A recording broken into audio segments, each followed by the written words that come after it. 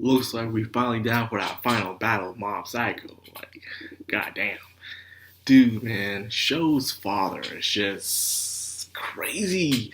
Like, if I was hitting some Dragon Ball Z references up in here, especially when Surazaki was like, "I'm only using 10% of my power." Who do you think you are, Lord Beerus, the god of destruction? Well, I guess in that world he kind of is. Will be that powerful.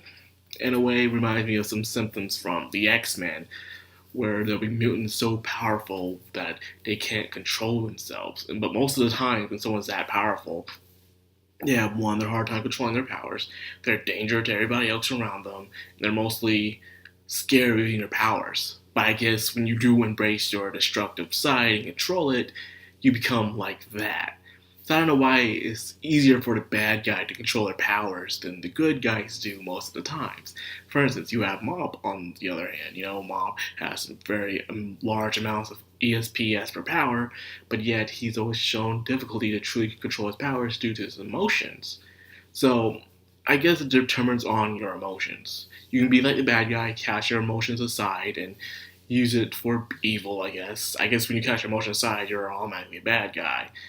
But if you learn to go with your emotions but keep them in check, you can learn to harness it. It's harder, but it will pay off, I guess, because it's a harder road to go down.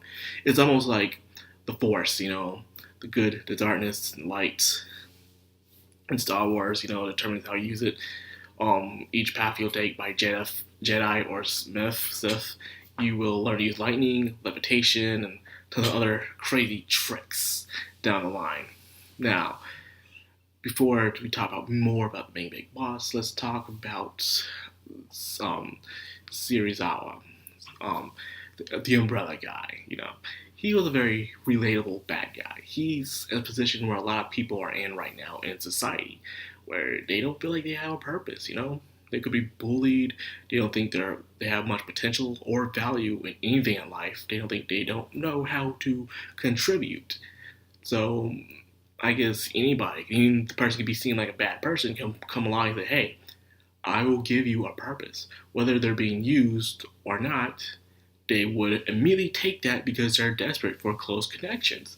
They'll even blind themselves from reality, saying, "Oh, he's not that bad a person." But then you finally look on the outside of things, like, okay, he's a bad person. Yeah, and Surazaki is kind of a bad person. He wants to leave this giant mark on society no matter what.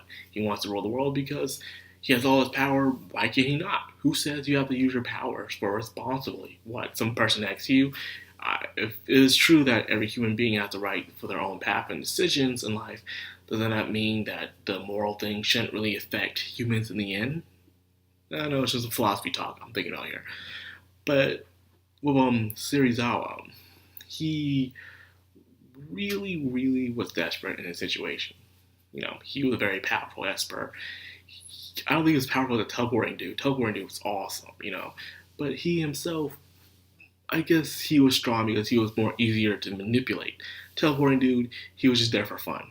That's it. He was just there to have a challenge, have a good time, and then leave. That's all he wanted. This dude was there because he actually felt like he had a purpose and meaning, and he thought he had actual friends. And who could say he probably did have friends? But we know one thing is that the boss himself wasn't really a friend, but just used him to justify the means in the end. And of course, Mob actually using his learning experiences now that he has real friends by not even using his psychic powers. His psychic powers didn't really create his friends at all. It helped him fight, helped him out here and there. But what really made his friends was his own personality, to be honest with himself. And people like, "You're a weird guy, but I like you." And that's exactly how Mob made friends. Made friends with the wannabe ESP club, the fitness improvement club, some of the gang leaders, even some other ESP members, and of course the former members of SCAR. He was able to make friends with these people because they realize you don't gotta be extra for people to accept you.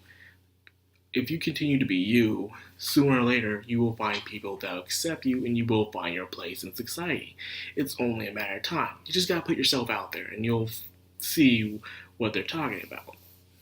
Now, the boss, however, he probably does know about this, but he doesn't care.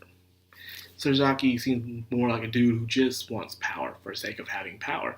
Like, hey, I'm the strongest dude on this planet, so why not rule? I have the power to rule, so why the heck not? Why should I listen to the laws of humanity if I can destroy them with a snap of my finger?